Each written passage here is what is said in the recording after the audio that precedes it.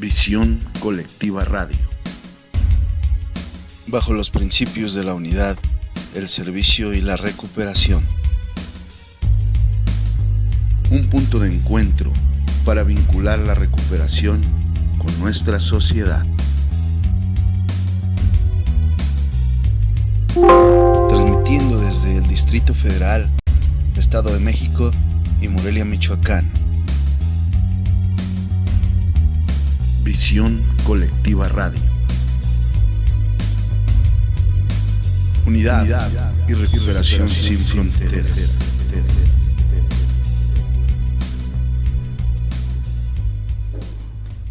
Hola, ¿qué tal? Muy buenas tardes y es bienvenido una vez más a lo que es Visión Colectiva Radio. Y bueno, pues ya estamos totalmente en vivo, en directo, hoy viernes, viernes ya, pues 13 para algunos cabalístico, otros para otros, pues un día común y corriente, a lo mejor un día más de vida, para otros el mejor día de su vida, y para mí, pues el día de hoy, pues simplemente un día más de vida, gracias a mi poder superior. Y pues vamos a arrancar porque tenemos lo que es programa. Ya escuchamos el primer programa, gracias a todos los que estuvieron pendientes a las 3 de la tarde, en lo que es tu música con Sergio Alejandro. Y bueno, pues vamos a arrancar porque tenemos el siguiente programa, que es Cuentos para Pensar. Ya está aquí con nosotros la licenciada Blanca Estela Figueroa y también Elizabeth el día de hoy. Bueno, pues vamos a arrancar. Tenemos lo que es programa, así es que pues vamos a estar al teléfono en cabina 76 51 29 16. Nuevamente te lo repito, 76 51 29 16. Márcanos, compártenos también tu punto de vista. Dinos el día de hoy qué es lo que pues tú el día de hoy estás pensando, y también igual tu punto de vista es bien importante. Bueno, pues nos vamos porque hasta el otro lado de lo que es 30 metros de la cabina, así es que pues nos vamos con Eli y con la licenciada. Muy buenas tardes. Muy buenas tardes, pues la verdad es que muy contentas en un viernes 13, no sé si sea cabalístico o no, pero la verdad es que nosotros estamos con una temperatura muy a gusto aquí en la Ciudad de México, compartiendo pues super programa que para mí es muy agradable y ojalá para ustedes también. Vamos a presentar a nuestra querida compañera licenciada. Gracias. Y que nos va adelante. Gracias, Eli, gracias, Dani. Buenas tardes a todos. Espero que se encuentren muy bien. Esta nueva oportunidad de comunicarnos pues es una oportunidad también de pensar, como lo hemos estado haciendo, trabajar de una manera didáctica los cuentos de Jorge Bucay, de su libro Cuentos para Pensar, y también de su libro Recuentos para Demián.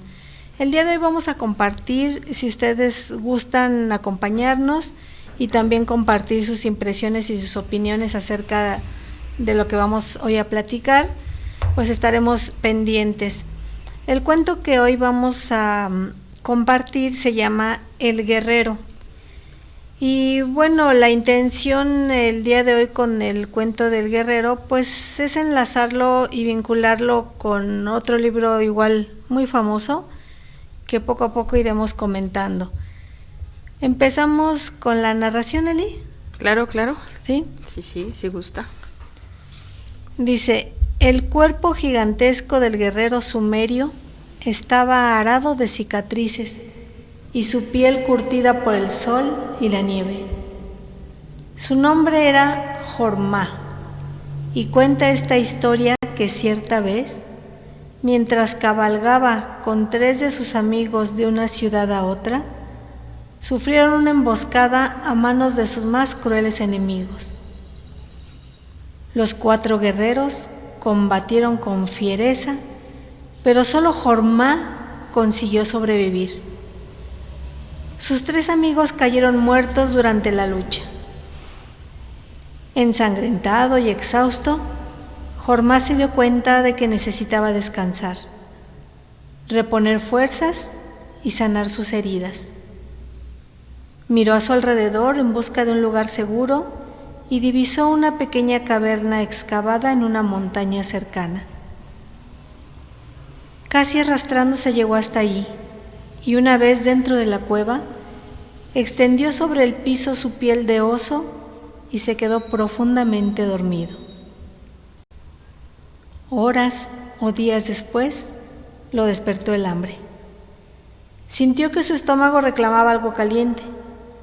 Todavía dolorido, Jormá decidió salir a juntar algunas ramas y troncos secos para prender un pequeño fuego en su guarida transitoria y comer así un poco de la carne salada que llevaba consigo.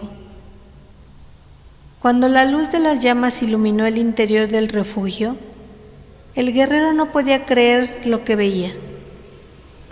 El reducto que había encontrado no era simplemente una cueva, era un templo excavado en la roca. Por las inscripciones y los símbolos, el sumerio descubrió que el templo había sido construido en honor a un solo dios, el dios Gotsu.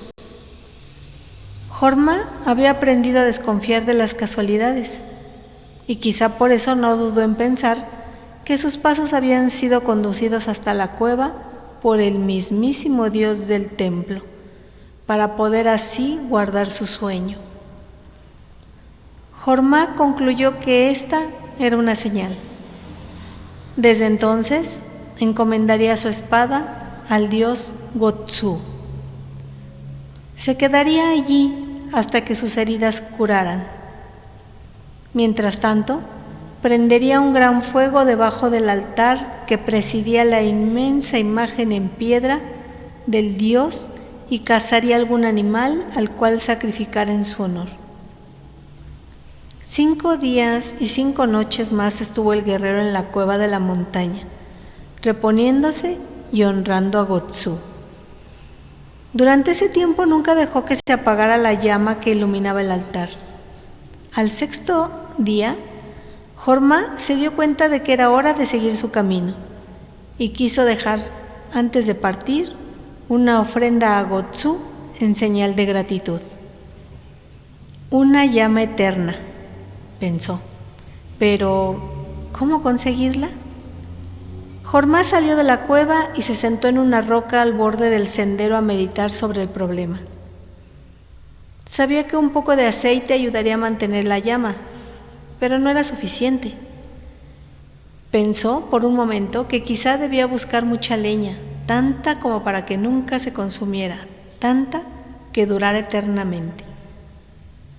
Pero rápidamente se dio cuenta de lo vano del esfuerzo. Mucha madera aumentaría la intensidad del fuego, pero no la duración de la llama. Un monje de túnica blanca que caminaba por el sendero se detuvo frente a Jormá. Tal vez de puro curioso, o quizá por la sorpresa de ver a un guerrero en tan reflexiva actitud. El caso es que el monje se sentó frente al sumerio y se quedó inmóvil mirándolo como si pasara a ser parte del paisaje. Horas después, cuando el sol ya caía, Jormá todavía seguía pensando. Lo ocupaba tanto su problema que no se sorprendió demasiado cuando el monje le habló. ¿Qué te pasa, guerrero? Pareces preocupado. ¿Puedo ayudarte? No lo creo, dijo el guerrero. Esta cueva, mi señor, es el templo del dios Gotsu, a quien hace 5 lunas he consagrado como mi protector, el destinatario de mis oraciones, el objeto último de mi lucha. Pronto deberé partir y quisiera honrarlo eternamente, pero no sé cómo conseguir que la llama que he encendido dure para siempre. El monje meneó la cabeza y, como si hubiera adivinado el camino que había recorrido el pensamiento del guerrero, le dijo: para que la llama sea eterna, necesitarás algo más que madera y aceite. ¿Qué cosa? Se apuró a preguntar Jormá. ¿Qué más necesito?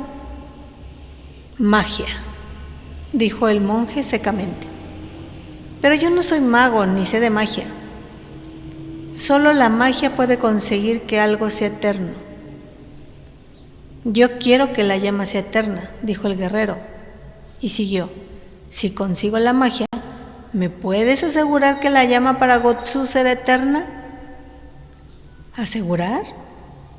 Hace una semana ni siquiera sabías de la existencia de este templo a Gotsu, y hoy quieres, para él, un homenaje eterno. Esto es lo que hoy deseas.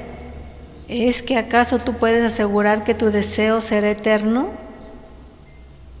Jormá guardó silencio. El guerrero se dio cuenta de que nadie podía afirmar la eternidad de un deseo. El monje volvió a menear la cabeza y se puso de pie. Se acercó a Jormá, apoyándole la mano abierta en el pecho, y le dijo: te diré un secreto. La magia solo dura mientras persiste el deseo. ¿Cómo ven? ¿Cómo ves, Eli? ¿Qué te pareció el cuento? Pues bastante, digamos que tiene lo que cualquier, bueno, yo me imaginé así como en esa niñez, bien, así como bien entusiasmada, ¿y qué va a pasar, no? Así lo sentí. ¿Sí? Sobre todo con ya con el final, pues comprendí qué significaba, pero como que sí me mantuvo en esa expectativa. Así es, Qué raro ese cuento. Pues es una de las cualidades de Jorge Bucay, ¿no? Sí. Es una de sus cualidades de precisamente ponernos a pensar. Al día de hoy, uno de los problemas que tenemos en educación es que no nos hemos preparado para esta nueva etapa con estos nuevos estudiantes y quieren que todo sea fácil, ¿no? Que les digas qué y cómo, como antiguamente, ¿no? El Sí. maestro antiguamente daba la cátedra y él era el que sabía todo. Sí. Al día de hoy ya no. Entonces, al día de hoy, y como antes, pero ahora con otras técnicas, hay que ponernos a pensar. Porque además de ser una capacidad humana, es una cualidad prácticamente divina, porque pues yo comento siempre con mis alumnos que un castor, por ejemplo, como dice Fernando Sabater en su libro de ética, el libro de ética que escribió para su hijo, dice: un castor lo único que hace son diques. Uh-huh. Se levanta temprano, se pone a trabajar y hace su dique y se acabó su día. Nosotros no. De hecho, del trabajo del castor, el día de hoy los ingenieros y los arquitectos han aprendido a construir puentes, a hacer presas. Nosotros tenemos esa capacidad. Entonces, en función de eso, pues yo creo que es una de las cualidades de Jorge Bucay. El hecho de que nos ponga a pensar, de que tú a lo mejor en un momento digas, pues sí, pero ¿y qué? ¿Qué pretenden o qué tengo que pensar o qué, no? Sí, sí, sí. Pues ese es el punto. Y el día de hoy, para ponernos a pensar, y dadas las circunstancias del guerrero, me complace decirles que voy a enlazarlo, a vincularlo con un libro ya antiguo, porque creo que ya ahorita ya tiene más de 20 años, es más, déjenme ver la edición de este que tengo yo en mi mano, pero creo yo que tiene más de 20 años, que se llama El Esclavo. Este libro del esclavo, el autor en ese entonces se llama Francisco Ángel Real. Déjenme ver, esta edición es del 2010, pero la primera se hizo en 2001, entonces sí, ya tiene bastante tiempo. Francisco Ángel, tuve la fortuna de conocerlo cuando era Francisco Ángel y después cuando cambió su nombre a Nándilbar, que pues si nos escucha o alguien que lo conozca a Nándilbar, pues lo ve o nos escucha, probablemente pudiera ser, pues le mando un saludo. desde todas las agrupaciones y desde todos los que andamos en busca de la libertad. Él escribió en ese entonces el libro de El Esclavo, y hoy yo quisiera enlazar esta historia del guerrero al esclavo, porque resulta que el guerrero pasó toda su vida sin hacer la reflexión que había hecho en ese momento. Sí. Y requirió de un espacio de soledad. De hecho, estaba lastimado, estaba gravemente herido, había perdido a sus compañeros, y al estar en esa soledad encuentra algo de lo que se percata cuando prende el fuego del lugar en el que estaba. Y la historia del esclavo, al menos como la transmite José Francisco J. Ángel Real, aunque no aparece aquí, si no me equivoco, ese es su apellido, su primer apellido, si me equivoco alguien que lo sepa, pero Francisco J. Ángel, su apellido es Real, y después cambió el nombre a Nandilbar. En el Camino Rojo lo pueden encontrar ustedes en internet, y él plantea la historia de un joven que despierta en el hospital sin poderse mover, prácticamente inmóvil. La razón por la que el joven estaba en el hospital era porque durante una fiesta tomó alcohol y unas pastillas azules. Ese fue el origen. Lo que el día de hoy quisiera yo compartirles, y quisiera compartir contigo, Ellen, no sé si hayas leído el libro, es ese punto, de que está inmóvil en el hospital, y ahí empieza lo que empezó para Jorma en la cueva. ¿Sí recuerdas el libro? Sí, cómo no, es un librazo. Quien no lo ha tenido puede pues adquirirlo. Todavía en algunos lugares lo encuentran. Es un libro que te mantiene en esta expectativa y entiendes qué es lo que estaba empezando a percibir esta persona para tomar esas decisiones. Es un dolor, y al mismo tiempo como que su refugio fue meterse en ese lugar.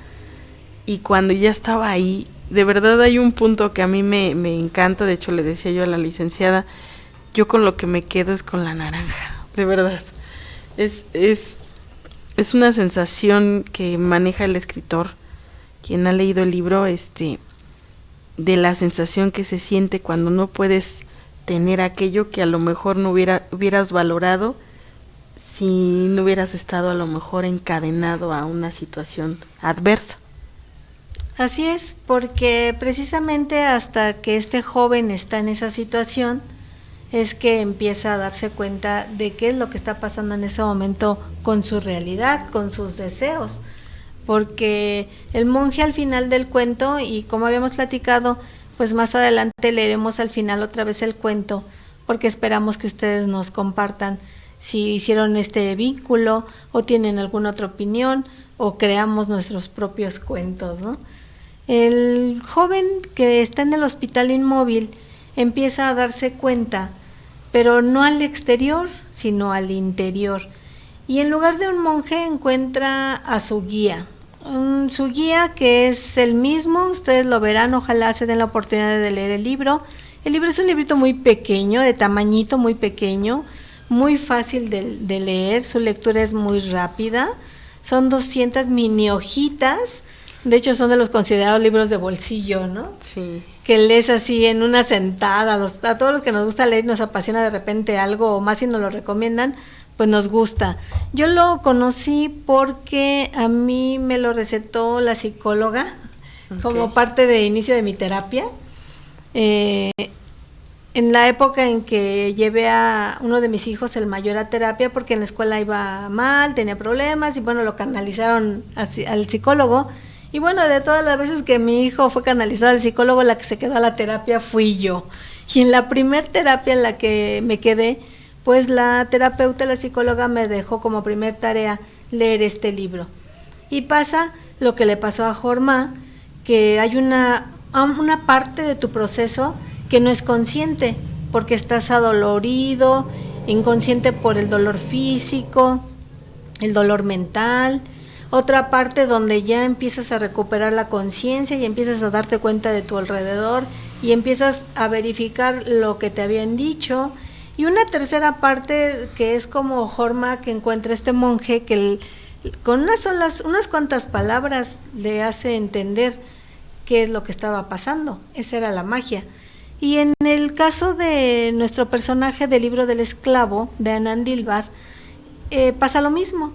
En este proceso en el que él está inconsciente, sin poderse mover, solo sus pensamientos y solo él es el que empieza a tener esta plática con su guía. De hecho, la segunda parte de este libro se llama así, Conversaciones con mi guía, tiene una segunda parte. Y estas conversaciones se van tornando de tal forma que el individuo empieza a hacer esa reflexión, así como Jorma iba a reflexionar cómo podía dejar esa llama encendida todo el tiempo, con qué lo haría. Pues así nuestro personaje empieza a hacer un repaso de toda su vida. ¿De qué lo había llevado ahí? Después de varios días de estar inconsciente, de escuchar, porque él sí escuchaba, los demás lo creían en estado de coma, inmóvil, de hecho se había quedado con los ojos abiertos, estaba conectado a un respirador, y bueno, todo el mundo lo daba prácticamente por muerto. Uh-huh. Y una de las partes importantes en esta historia es cómo él vive y sufre el estar encadenado a esa cama bajo un respirador y que otros estén decidiendo su vida por él cuando él se está dando cuenta. El libro versa sobre la libertad y el perdón, prácticamente. Y este deseo, como el deseo de Jorma, de que cuando te das cuenta de algo, mantenerlo para siempre. Quieres tenerlo vivo, tenerlo presente y que exista. Nuestro personaje en el libro del esclavo vive este proceso y entonces a través de su plática con su guía se va dando cuenta de sus propios pensamientos, y conforme avanzas en tu lectura te das cuenta que el guía le dice: es que yo soy tú, yo no me puedes decir cállate o no te quiero oír o no te quiero escuchar, porque yo soy tú, soy el resultado de tus pensamientos, por eso sé todo lo que te pasó, sé qué estás pensando ahorita y sé qué es lo que estás buscando. Y en este proceso de esa búsqueda, le dice su guía que él fue libre, que tuvo la oportunidad de decidir qué hacía con su vida. Si iba a algún lado, si no iba, si estaba a tiempo, si no estaba a tiempo, si quería comer, si no quería comer, fue libre, y que le pide que reflexione qué hizo con esa libertad. Como el libro versa sobre la libertad y el perdón, también se da cuenta el paciente, estando indefenso prácticamente, a merced de los pensamientos y las opiniones de su guía, se da cuenta que igualmente el perdón jugaba una situación importante en su vida. En el momento él se percata y dice que perdonar no es una acción en sí misma, perdonar es simplemente comprender. Cuando logras comprender que todos buscamos lo que creemos que es mejor para nosotros, que nuestras acciones son por lo regular bien intencionadas, que todo lo que hacemos tiene como objetivo acercarnos a lo que creemos que es la felicidad, entonces te das cuenta de que no hay nada que perdonar. Pero ¿por qué entonces tendría que suceder como Jorma hasta que estuvo a punto de morir en una cueva, o como nuestro personaje que estuvo a punto de morir en un hospital inmovilizado, para que entonces nos demos cuenta y valoremos nuestra capacidad que tenemos de elegir? La capacidad de elección es la libertad. Yo decido qué elijo y soy responsable de mis actos, porque toda elección conlleva un riesgo. No hay ninguna que digas, estas son las mejores, estas sí, estas no. No. Todo lo que elijamos con esta capacidad de ser libres, pues tiene un riesgo, conlleva un riesgo, y es el que hay que asumir con responsabilidad. Tú recordarás todo el proceso que vive él en el hospital. ¿Qué recuerdas tú de ese proceso? Híjole, es que, o sea, él percibe tantas cosas y empieza el añorar cómo su decisión lo llevó a cometer pues varios errores. Le digo, a mí donde de verdad me llegó mucho fue en esta parte de la parte sensorial, en donde él decía, ¿cómo no pude haber valorado esta situación de una naranja? Algo tan simple, algo tan sencillo, y que en ese momento, en ese estado, pues no podía ser libre de simplemente tomar una naranja y comérsela. O sea, así de sencillo, ¿eh? Y más allá, en otras cuestiones más profundas, en de decir, estoy aquí, estoy vivo. Nada más que nadie me puede escuchar. Háganme caso, estoy vivo. Sí, entonces era una situación en donde él empieza a describir completamente la situación de este hombre, dónde lo lleva y hasta dónde dice, híjole, qué cosa perdí. Pero está muy muy bueno, de verdad es un libro que se los recomiendo a muchos. Si no lo han leído, de verdad, sí es para nada más en un instante en que a lo mejor te sientes un poco abrumado, un poco tenso, quizás dices, híjole, cómo no se me salieron las cosas, las soluciones, las situaciones. Ese libro te puede regalar el cómo incluso una naranja puede ser una enorme bendición. Así es, este estado por el que él pasa es un regalo que nos da, porque de hecho al final del libro, que es la parte en la que yo quisiera que los que nos escuchan hoy compartieran con nosotros y reflexionaran en cada uno como lo tuve que hacer yo, como parte de mi terapia, como lo podrán hacer ustedes como parte de pues un momento de relajación al leer el libro, al leer la historia, al relacionarlo como lo estamos haciendo con Cuentos para Pensar, porque dice que un día decidió compartir con otras personas lo que había aprendido en esta experiencia. Y él mismo lo escribe en su libro y dice, un día decidí compartir con otros lo que aprendí en esa experiencia y empecé a escribir este libro que ahora sostienes en tus manos y que estamos compartiendo gracias a las redes sociales y la tecnología, ¿verdad? Quiero preguntarte, querido amigo, querida amiga, hermanito, hermanita, ¿tú de qué eres esclavo? ¿Cómo ves, Eli? No, pues es una pregunta intensa. Así es, de cada una de ellas, porque son varias las que plantea, yo te sugiero inclusive si te es posible tomar nota de ellas para que tú te las contestaras a ti mismo y tú calificaras un poco tu nivel, ¿no? ¿Cuál es tu nivel de aceptación de tu vida? Dice, ¿de qué eres esclavo? ¿De las heridas que recibiste cuando eras pequeño? ¿De tus traumas de la infancia? ¿De lo que alguien más decidió que fueras? ¿De una relación que no te satisface? ¿De un trabajo que no disfrutas? ¿De la rutina de tu vida? Ya, libérate.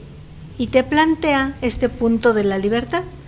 Cada uno tenemos esta capacidad de ahorita escuchar la pregunta, contestarla y decidir qué quiero hacer. ¿Soy esclavo? Sí. ¿De qué? De esto, de esto. Libérate. ¿Cómo? Pues hay muchísimas maneras, ¿no? Muchísimas. El día de hoy, al hacer este ejercicio de Cuentos para Pensar, esta es una manera de liberarte. En el momento en que te das cuenta que si eres esclavo de algo, en ese momento estás empezando la liberación. Y valdría la pena considerar cada una de ellas. Dice, ¿qué es lo que te tiene paralizado? ¿El miedo al fracaso? ¿El miedo al rechazo? ¿El miedo al éxito? ¿Al qué dirán? ¿A la crítica? ¿A cometer errores? ¿A estar solo? Rompe las cadenas que tú mismo te has impuesto. A lo único que le debes tener miedo es a no ser tú mismo, a dejar pasar tu vida sin hacer lo que quieres, a desaprovechar esta oportunidad de mostrarte a otros, de decir lo que piensas, de compartir lo que tienes. ¿Cómo ves esta siguiente parte de preguntas? Híjole, sí es una serie para mucha introspección, como estos cuentos de mucha introspección, en donde dices, ¿qué es lo que me encadena y por qué no quiero avanzar? En ciertas situaciones, ¿no? Porque son varias, a veces son situaciones muy sencillas, decisiones de a lo mejor compra y venta, decisiones... no sé, ¿no? Son tantas cosas. Me paro, no me paro. Sí, de verdad, Sí. Inicio, no inicio un proyecto, ya no le sigo con el proyecto, o sí le sigo, termino o no termino mi tesis, mi maestría, no sé, tantas y tantas. Hay personas muy talentosas que están haciendo varias cosas, pero a veces eso también los hace titubear, ¿no? ¿Qué tal si no me va bien? ¿Qué tal si pierdo el tiempo? Y es mucho esfuerzo. Y este libro, pues la verdad es que sí, es un libro fantástico, a mí me encantó. De hecho, cuando yo lo leí, estaba en una época de mi vida en donde decía, sí, cierto, tengo mucho más de lo que creo tener. Empezaste a valorar. Sí, es que el libro te invita a valorar muchas cosas, como desde la simple, llana razón de poder tener la capacidad de a lo mejor tomar un objeto con una mano, de poder levantarte, de ir al baño, de, no sé, de una serie de cosas, de poder hablarle al ser querido, de mirarlo, de olerlo, de, no sé, ¿no? Porque este personaje está pues viviendo una situación en donde verdaderamente pues muchas personas lo han vivido, y que si nos están escuchando alguno, les mando un saludo muy afectuoso, porque sabemos que es una situación muy difícil, y que si las personas que tenemos esta oportunidad de hacer 1000 cosas, pues hagamos. Así es, y como tú lo acabas de decir y mencionábamos me parece que la primera transmisión, nunca sabemos a dónde vamos a llegar. Si tal vez alguien que nos escucha sea esto lo único que pueda hacer, escuchar, y a nosotros precisamente, ¿no? Entonces, la verdad es que la valoración no es solo del que no puede moverse, sino también de los que podemos movernos de una u otra forma, porque en el proceso de la historia del libro, él escucha a sus padres, cómo sufren por toda la situación, a su familia. Entonces empieza él a valorar desde cuando su mamá le decía, tómate la avena, no me gusta la avena, tómatela para que estés fuerte y para que juegues. Cosas como esa, empieza a ser como una introspección desde qué sintió, qué se quedó en su alma desde cuando era pequeño, y al escuchar a sus padres en el hospital, porque él estaba inmóvil, de que se les había planteado la posibilidad de desconectarlo para que ya terminara su vida, y él entusiasmado dentro de él mismo que decía, no, por favor, que no lo hagan, porque ya me he dado cuenta de todo lo que hice mal, de que era esclavo, a que le tenía miedo, porque fracasé, porque no tuve éxito. No ahora, por favor, no me desconecten, por favor, alguien ayúdeme, porque este es el momento en que yo ya sé qué quiero, ya sé cuál es mi libertad, ya entendí qué es el perdón. Y él decía que quería la oportunidad de demostrarle a sus seres queridos lo que no había hecho, y muchos de nosotros nos hemos pasado muchos años en esa situación, y él te plantea, ¿cuándo vas a demostrar tu amor a tus seres queridos? ¿Cuando te queden unos minutos de vida? ¿Cuando les queden a ellos unos minutos de vida? El amor que no demuestres hoy se perderá para siempre. Recuerda que la vida es tan corta y tan frágil que no tenemos tiempo que perder en rencores y estúpidas discusiones. Esta situación de nuestro personaje lo lleva a valorar y a vivir minutos de terror al pensar que tendría que ser desconectado y entonces sí morir, y ya no decir o hacer todo lo que se dio cuenta que no había hecho, por la razón que tú quieras, ¿no? Porque cada uno tendremos nuestras razones, cada uno sabremos por qué, pero siempre llega un momento de reflexión, un momento, como se dice, de ponernos a mano con la vida. Entre más pronto lo hagamos, más tiempo estaremos contentos y felices, ¿verdad? No esperarnos hasta el final de nuestros días, los últimos minutos, para decir, perdóname. ¿No crees? Sí, fíjese que ahorita estaba recordando, yo por buenas o por, no sé, tuve una persona que me regaló mucho y que sin querer esta historia sí me recuerda a mi amiga. Una amiga que yo sé que me está mirando desde el cielo, su nombre es Adriana, una excelente chica, una excelente estudiante, las personas que la conocimos con una gran sonrisa toda la vida. Y ella de cierta manera vivió esta parte donde pues estuvo justo en un hospital, no sabemos si nos escuchaba o no nos escuchaba, pero de verdad un agradecimiento a esa mujer, para mí. Y la verdad este cuento, si muchos quisieran leerlo, ojalá les ayudara mucho, porque es una historia que te permitiría valorar lo que hoy tienes. Y quien ha vivido una situación y ha salido de esa situación, felicidades, ¿no? Y mi amiga está hoy, yo sé que en un muy muy buen lugar. Y ya para el 3 de mayo es su aniversario luctuoso. Es una amiga de mi edad aproximadamente, excelente estudiante. Pero yo sé que habrá gente que tenga esta oportunidad de hoy no tener que vivir eso, ¿no? Y que una experiencia como ella, porque ella nos regaló eso, licenciada, nos regaló que ella disfrutó su vida. Y eso fue lo que a mí me gustó tanto de ella, ¿no? Ella y yo fuimos unas grandes amigas, siempre con una sonrisa, y creo que a partir de que pasó esa situación, recordé que yo tenía que volver a sonreír con la misma intensidad como cuando tenía 18 años, que fue cuando yo la conocí a ella.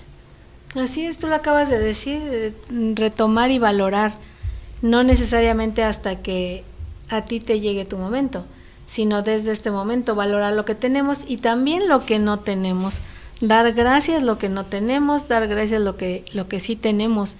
Y por último, nuestro autor plantea, ¿qué estás esperando para empezar a disfrutar de tu vida? ¿Que se arreglen todos tus problemas? ¿Que se te quiten todos tus traumas? ¿Que por fin alguien reconozca tu valía? ¿Que llegue el amor de tu vida? ¿Que regrese el que se fue? ¿Que todo te salga como tú quieres? ¿Que se acabe la crisis económica? ¿Que te suceda un milagro? ¿Que por arte de magia todo sea hermoso y perfecto? Despierta ya, hermano, despierta ya, hermana, esta es la vida. La vida no es lo que sucede cuando todos tus planes se cumplen, ni lo que pasará cuando tengas eso que tanto deseas. La vida es lo que está pasando en este preciso instante. Tu vida en este momento es esto, escuchar o leer este párrafo. Sí. Sí, exactamente. Y pues finalmente cierra diciendo, si te preguntas quién soy yo para decirte todo esto, te contestaré que no soy nadie. Soy simplemente una versión diferente de lo que tú eres. Otro ser humano más entre miles de millones, pero uno que ha decidido ser libre y recuperar todo el poder de su vida. Espero que tú también decidas hacerlo. Ojalá, ojalá. Sí, es una decisión, definitivamente. Así es una decisión que debemos de tomar, esa es la libertad, saber que conlleva un riesgo, pero enfrentarlo porque sabemos que estamos haciendo lo que tenemos que hacer, estamos vivos, con una extremidad, dos extremidades, con movimiento, sin movimiento. Mientras estés consciente en este mundo, estamos vivos y tendrá, que salir esta capacidad interna que cada uno tiene y que desconoce tal vez hasta el preciso momento en que sucede. Y que en el momento en que nos damos cuenta y que queremos que se mantenga para toda la vida, tendremos que ir mucho más allá de solo buscar cómo hacerlo.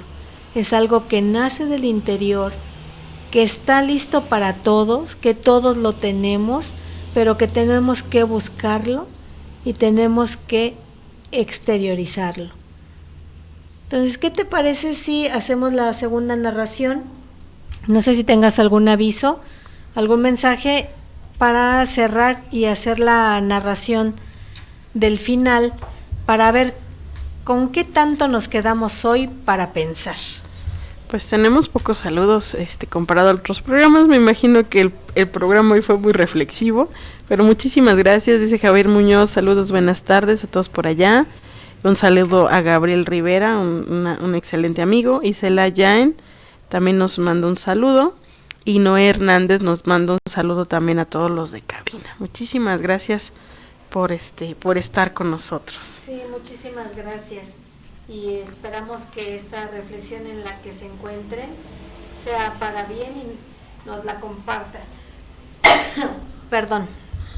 Entonces vamos a la narración de cierre y veamos qué tan pervertida se quedó nuestra mente. Claro que sí. El término quiere decir desordenado. Si Okay. si esto generó una crisis mental, perdón, Sí. quiere decir que vamos por buen camino. Si el silencio es por reflexión, vamos por buen camino. Será cuestión de que en el transcurso de la semana nos hagan saber y compartirnos, si así lo desean, cuáles fueron sus pensamientos. Y dice así la narración de cierre: El guerrero, de Jorge Bucay, y se encuentra en Cuentos para Pensar. El cuerpo gigantesco del guerrero sumerio estaba arado de cicatrices y su piel curtida por el sol y la nieve. Su nombre era Jormá. Y cuenta esta historia que cierta vez, mientras cabalgaba con 3 de sus amigos de una ciudad a otra, sufrieron una emboscada a manos de sus más crueles enemigos. Los 4 guerreros combatieron con fiereza, pero solo Jormá consiguió sobrevivir. Sus 3 amigos cayeron muertos durante la lucha. Ensangrentado y exhausto, Jormá se dio cuenta de que necesitaba descansar, reponer fuerzas y sanar sus heridas. Miró a su alrededor en busca de un lugar seguro y divisó una pequeña caverna excavada en una montaña cercana. Casi arrastrándose llegó hasta ahí y una vez dentro de la cueva, extendió sobre el piso su piel de oso y se quedó profundamente dormido. Horas o días después, lo despertó el hambre. Sintió que su estómago reclamaba algo caliente. Todavía dolorido, Jormá decidió salir a juntar algunas ramas y troncos secos para prender un pequeño fuego en su guarida transitoria y comer así un poco de la carne salada que llevaba consigo. Cuando la luz de las llamas iluminó el interior del refugio, el guerrero no podía creer lo que veía. El reducto que había encontrado no era simplemente una cueva, era un templo excavado en la roca. Por las inscripciones y los símbolos, el sumerio descubrió que el templo había sido construido en honor a un solo dios, el dios Gotsu. Jormá había aprendido a desconfiar de las casualidades y quizá por eso no dudó en pensar que sus pasos habían sido conducidos hasta la cueva por el mismísimo dios del templo, para poder así guardar su sueño. Jormá concluyó que esta era una señal. Desde entonces encomendaría su espada al dios Gotsu. Se quedaría ahí hasta que sus heridas curaran. Mientras tanto, prendería un gran fuego debajo del altar que presidía la inmensa imagen en piedra del dios y cazaría algún animal al cual sacrificar en su honor. 5 días y 5 noches más estuvo el guerrero en la cueva de la montaña, reponiéndose y honrando a Gotsu. Durante ese tiempo nunca dejó que se apagara la llama que iluminaba el altar. Al 6º día, Jormá se dio cuenta de que era hora de seguir su camino y quiso dejar, antes de partir, una ofrenda a Gotsu en señal de gratitud. Una llama eterna, pensó. Pero, ¿cómo conseguirla? Jormá salió de la cueva y se sentó en una roca al borde del sendero a meditar sobre el problema. Sabía que un poco de aceite ayudaría a mantener la llama, pero no era suficiente. Pensó, por un momento, que quizá debía buscar mucha leña, tanta como para que nunca se consumiera, tanta que durara eternamente. Pero rápidamente se dio cuenta de lo vano del esfuerzo. Mucha madera aumentaría la intensidad del fuego, pero no la duración de la llama. Un monje de túnica blanca que caminaba por el sendero se detuvo frente a Jormá. Tal vez de puro curioso, o quizá por la sorpresa de ver a un guerrero en tan reflexiva actitud. El caso es que el monje se sentó frente al sumerio y se quedó inmóvil mirándolo como si pasara a ser parte del paisaje. Horas después, cuando el sol ya caía, Jormá todavía seguía pensando. Lo ocupaba tanto su problema que no se sorprendió demasiado cuando el monje le habló. ¿Qué te pasa, guerrero? Pareces preocupado. ¿Puedo ayudarte? No lo creo, dijo el guerrero. Esta cueva, mi señor, es el templo del dios Gotsu, a quien hace 5 lunas he consagrado como mi protector, el destinatario de mis oraciones, el objeto último de mi lucha. Pronto deberé partir y quisiera honrarlo eternamente, pero no sé cómo conseguir que la llama que he encendido dure para siempre. El monje meneó la cabeza, y como si hubiera adivinado el camino que había recorrido, el pensamiento del guerrero le dijo: para que la llama sea eterna, necesitarás algo más que madera y aceite. ¿Qué cosa?, se apuró a preguntar Jormá. ¿Qué más necesito? Magia, dijo el monje secamente. Pero yo no soy mago, ni sé de magia. Solo la magia puede conseguir que algo sea eterno. Yo quiero que la llama sea eterna, dijo el guerrero, y siguió. Si consigo la magia, ¿me puedes asegurar que la llama para Gotsu será eterna? ¿Asegurar? Hace una semana ni siquiera sabías de la existencia de este templo a Gotsu, y hoy quieres para él un homenaje eterno. Esto es lo que hoy deseas. ¿Es que acaso tú puedes asegurar que tu deseo será eterno? Jormá guardó silencio. El guerrero se dio cuenta de que nadie podía afirmar la eternidad de un deseo. El monje volvió a menear la cabeza y se puso de pie. Se acercó a Jormá, apoyándole la mano abierta en el pecho, y le dijo: te diré un secreto. La magia solo dura mientras persiste el deseo. Y espero que con este cuento para pensar, pues haya muchas reflexiones, muchos pensamientos que nos los hagan saber desde Argentina, desde allá, desde donde es Jorge Bucay. Un saludo para todos ellos, para Jorge Bucay, por esta maravillosa idea de su trabajo de cuentos para pensar. Gracias a Anand Dilbar, escritor del Cuento del Esclavo y muchos otros, que nos ha dado a los que lo conocemos esta oportunidad de reconocernos como personas capaces, libres de poder elegir lo que deseemos. Muchas gracias a todos y espero que el día de hoy les haya gustado la narración de Cuentos para Pensar y nos compartan lo bueno, lo malo, lo sí, lo no, lo justo, lo no, lo correcto, no, lo que gusten. Compártanos para poder retroalimentar este momento que está siendo para todos el día de hoy. Gracias por la invitación. Sí, licenciada, muchísimas gracias a usted por acompañarnos en este programa, un programa que está hecho para una didáctica de un cuento en donde muchos de nosotros podemos reflexionar en distintas cosas, porque los cuentos están llenos de muchas cosas. En este caso, este pequeño libro, un libro muy adecuado para en algún momento de reflexión, o quizás si te sientes hoy un poco desmotivado. La verdad es que es un libro que puede pues ayudarte en su contenido para entender qué sí tienes hoy, qué sí puedes recuperar hoy o qué quisieras encontrar. Yo soy Elizabeth, me da muchísimo gusto estar con ustedes. Este programa se transmite los viernes y de verdad muy felices por eso. Ojalá nos pudieran compartir un poco de lo que piensan y si algo de lo que hoy vieron pues les agradó. Muchísimas gracias. Muchas gracias, hasta luego.